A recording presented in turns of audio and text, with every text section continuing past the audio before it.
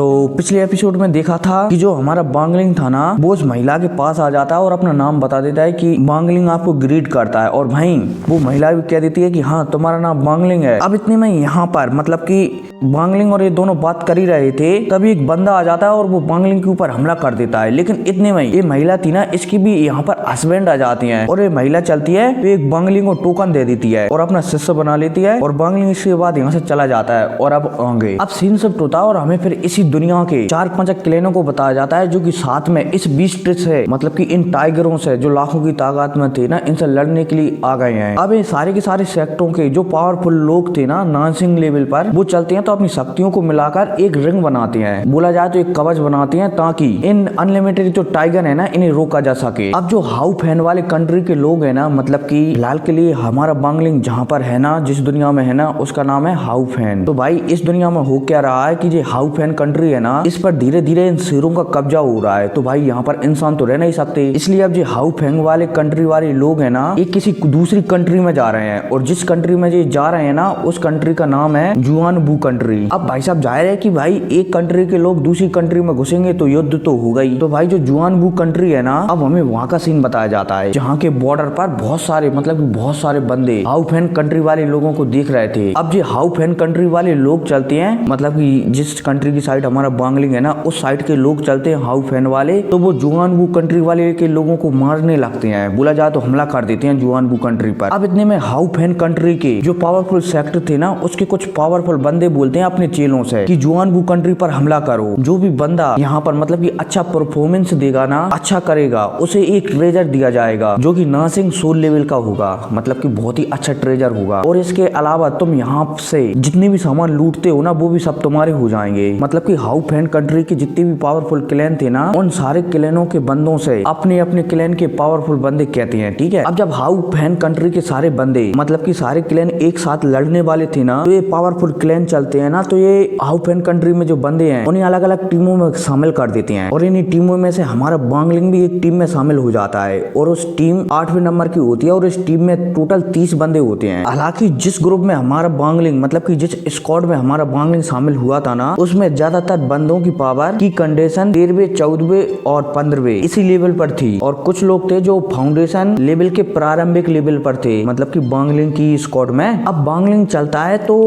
एक चीज को देखने लगता है, मतलब कि एक चीज को देखने लगता है जो कि उसी महिला ने दी थी, जिस महिला की बेटी का ब्लड हमारा बांगलिंग के पास था। हमारा बांगलिंग चलता है तो इस चीज को देखने लगता है। वो देखता है कि ये कोई नक्शा है जिसमें कि कंट्रियां हैं और कंट्रियों के नाम भी लिखे हुए हैं। लेकिन हमारा बांगलिंग दूसरे पल ही इस नक्शे को समझ जाता है कि भले ये नक्शा है, लेकिन आधा अधूरा नक्शा है जी। हालांकि भले ही 8-10 कंट्रियों का नाम हमारे बांगलिंग को एक नक्शे में दिख रहा था, लेकिन हमारे बांगलिंग की कंट्री इसमें से कोई सी भी नहीं थी। हालांकि बांगलिंग समझ जाता है कि अगर मैं इस लड़ाई में अच्छा परफॉर्मेंस देता हूँ ना, तो वो लड़की बोला जाए तो फेंग लुआन, वो पावरफुल महिला की बात कर रहा हूँ मैं, ठीक है, उसका नाम फेंग लुआन है। फेंग लुआन मुझे शायद और भी नक्शे का टुकड़ा दे सकती है। और जो बांगलिंग था ना, जिस स्क्वाड में था, उसका एक कैप्टन था, उसका नाम था जेंग जीली। और पता नहीं अब ये कौन से सेक्ट के था, लेकिन जो इसकी पावर थी ना, वो कोर फॉर्मेशन लेवल पर थी। और टेंशन मत लो यार, बुधवार को द ग्रेट रूलर का कल्टीवेशन लेवल की वीडियो में डाल दूंगा, ठीक है, और इसके बाद इसकी भी डालूंगा। अब भाई साहब यहाँ पर ये लड़ने के लिए तैयारी ठाड़े थे, तभी सामने से जुआनबू कंट्री के बहुत सारे बंदे यहाँ पर आ जाते हैं। अब जैसे ही हमारे बांगलिंग की स्क्वाड का कमांडर जेंग जीली सामने वाले जुआनबू कंट्री के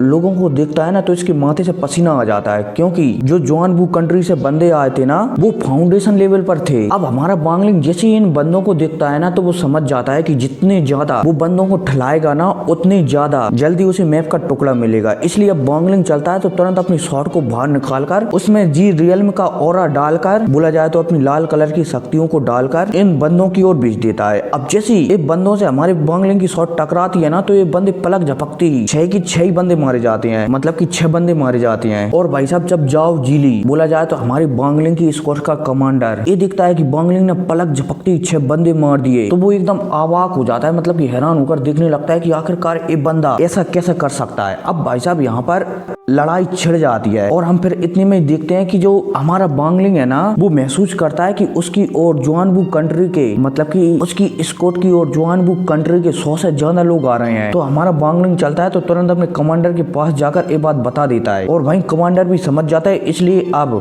जो हमारे बांगलिंग की स्क्वाड थी ना वो पीछे हटने लगती है और पीछे हटते हटते हमारा बांगलिंग चलता है तो टोटल 12 बंदों को ठिला देता है, मतलब कि टोटल, ठीक है। हालांकि जब हमारा बांगलिंग इन बंदों को मारता है ना तो हमारे बांगलिंग के स्क्वाड में जितने भी बंदे थे ना वो मुंह फाड़कर बांगलिंग को देखते रहते हैं कि भाई ये बंदा इतनी आसानी से इतने सारे बंदों को कैसे मार पा रहा है। अब इतने में सीन शिफ्ट होता है और हमें इन 100 लोगों के एक लीडर को बताया जाता है जो कि जुआन वू कंट्री से आए हुए हैं। अब ये सभी के सभी बंदे चलते हैं तो हमला करने लगते हैं, लेकिन एक समय बाद ही जो जुआन वू के कंट्री के लोग आए हुए थे ना इन्हें अनुभव होता है कि हमारे लोग आसमान से मतलब कि ऐसे ही बारिश की तरह गिर रहे हैं, तो ये थोड़े हैरान हो जाते हैं कि आखिरकार हमारे लोगों को इस तरीके से कौन मार रहा है। अब इतने में हमें बताया जाता है कि इन सारे के सारे बंदों को हमारे बांगलिंग ने ठिलाया है। अब इतने में हम देखते हैं कि बांगलिंग के पीछे एक पावरफुल बंदा जो कि कोर फॉर्मेशन पर था वो पड़ जाता है और बांगलिंग चलता है तो इससे लगातार भाग रहा होता है। हालांकि इस बंदे ने हमारे बांगलिंग को बहुत सारे बंदों को मारते हुए देख लिया था, इसलिए ये बंदा हमारे बांगलिंग के पीछे लग जाता है। अब बांगलिंग चलता है तो एक ट्रेजर मतलब कि बोला जाए तो एक फर्जी चीज इसकी ओर फेंक देता है। अब जैसी ये फर्जी चीज इस बंदे के पास आती है ना तो बांगलिंग चलता है तो एक फॉर्मेशन बना देता है और इस बंदे को इसी फॉर्मेशन में कैद कर लेता है। अब इतने में बांगलिंग चलता है तो अपनी शॉट को निकालता है बाहर और जो शॉट में जो हमारे बांगलिंग का पपेट रहता था ना उसे आदेश दे देता है कि इसके पास जाओ। अब बांगलिंग का आदेश सुनते ही हमारी बांगलिंग की शॉट इस फॉर्मेशन के अंदर चली जाती है। अब इतने में बांगलिंग चलता है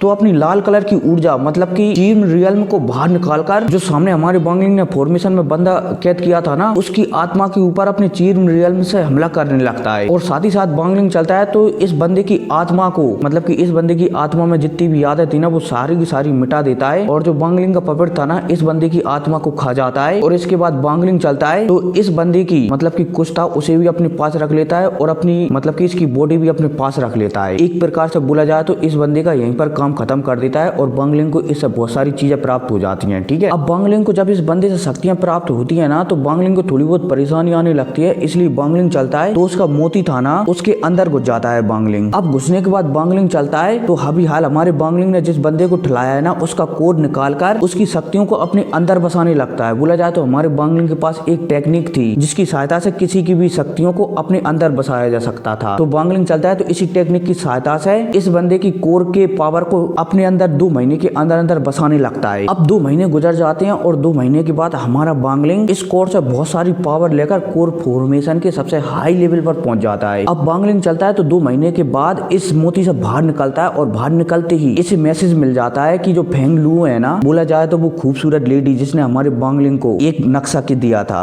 ठीक है, उसने इसे बुलाया है। तो बांगलिंग चलता है तो वहां की ओर निकल जाता है। अब जैसे ही बांगलिंग वहां पर पहुंचता है ना फैन लुओ से मिलने के लिए तो वहां पर बाहर 2 वुमन दिखाई देने लगती हैं। बांगलिंग इन्हें नजर अंदाज कर अंदर चला जाता है और फैन लुओ को ग्रीट करता है कि नमस्ते फैन लुओ। अब इतने में हमें फैन लुओ के हस्बैंड भी बताए जाते हैं जो कि फैन लुओ से थोड़ी दूरी पर खड़े थे और वो बांगलिंग को घूर घूर कर देख रहे थे। हालांकि इन्हें बांगलिंग से एक अजीब सा ऑरा महसूस हो रहा था लेकिन ये बांगलिंग से कुछ भी नहीं कहते। अब इतने में बांगलिंग चलता है तो जो फैन लुओ ने हमारे बांगलिंग को एक चीज दी थी ना उसे हमारा बांगलिंग वापस कर देता है। अब जैसे ही फैन लुओ इस चीज को देखती है तो वो थोड़ी हैरान हो जाती है कि 61 बंदों को ठिला डाला तुमने, बहुत बढ़िया बहुत बढ़िया, लेकिन मुझे एक बात बताओ कि तुम्हारी पावर इतनी जल्दी कैसे बढ़ गई। हालांकि बांगलिंग को पता था कि फैन लुओ ये सवाल पूछेगी, इसलिए बांगलिंग चलता है तो फैन लुओ को सब सच सच बता देता है कि मेरी पावर इस तरीके से बढ़ गई, लेकिन उस मोती के बारे में कुछ नहीं बताता बांगलिंग, ठीक है। अब इतने में फैन लुओ चलती है ना तो हमारे बांगलिंग को एक और नक्शे का टुकड़ा दे देती है। अब जैसे बांगलिंग ये दोनों नक्शों के टुकड़े देखता है ना तो उसे हैरानी होती है कि इन दोनों नक्शों में भी उसकी कंट्री नहीं है, लेकिन इतने में ही फैन लुओ कहने लगती है कि अगर तुमने 150 बंदों को ठेड़ा डाला ना तो मैं तुम्हें मैप का तीसरा टुकड़ा भी दे दूंगी। बांगलिंग समझ जाता है कि फैन लुओ क्या कहना चाहती हैं। अब इसके बाद यहाँ पर थोड़ी बहुत और बात होती है। फैन लुओ के जो हस्बैंड थे ना वो बांगलिंग को बता देते हैं कि वहाँ पर युद्ध चल रहा है, अगर तुम जाना चाहो तो वहाँ पर जा सकते हो क्योंकि वहाँ पर पहुंचने के बाद तुम्हें और भी ज्यादा फायदा मिल सकता है। बांगलिंग चलता है तो इनकी बात मान जाता है। अब सीन शिफ्ट होता है और हमें कुछ बंदों को बताया जाता है जो कि लगातार एक फॉर्मेशन बना रहे होते हैं और वो किस लिए, ताकि जो हमारे बांगलिंग ने जो शेर जैसे आग वाले बीस्ट छेड़े थे ना उन्हें रोक सके। लेकिन अब मतलब कि हम देखते हैं कि ये